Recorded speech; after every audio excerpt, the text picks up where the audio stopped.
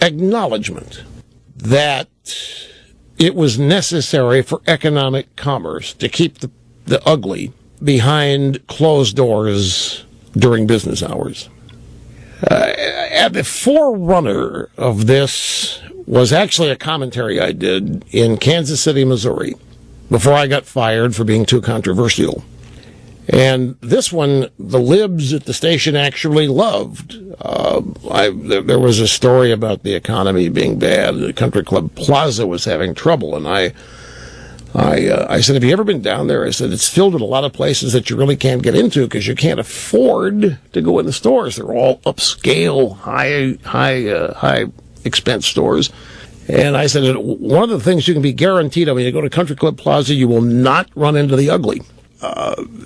That's fundamentally necessary. If we're going to have commerce, you've got to keep the ugly out of it. I mean, people run into a store, see a bunch of ugly people. They just want to leave the store. They don't want to stay there, continue to shop. They don't want to stare at the ugly. And people that run the stores don't want the ugly in there. And, of course, the libs thought that I was talking about the poor. So they thought that I was really, all of a sudden, had a big, compassionate heart here. And somebody said, well, how are you going to ban the ugly? Because that was the subject. And we need to. How are you going to do it? I said, well, the easy way first. We make it voluntary. The ugly know who they are. And the accolades I got and received established me as a great thinker, largely because those people misunderstood what I was saying. I actually was talking about the ugly. They thought I was talking about the poor. I said the ugly tend to marry each other. Have you noticed? And the subject has come up. There were then Uglo-Americans as a distinction later on in this program. Well, the ugly are back. A study was commissioned. Researchers had participants write about their attractiveness and ability to empathize before asking them if they'd like to donate to Occupy Wall Street.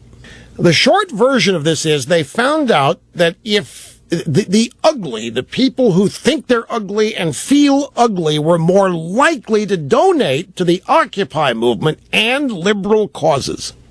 And I've been on this for 25 years. I was so ahead of the curve on this.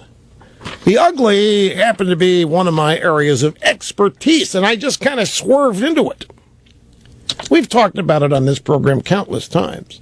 Anyway, the basic upshot of this is that people who think they're ugly or feel ugly tend to associate with liberal Democrat causes, such as Occupy Wall Street. I can tell you why, if you're interested.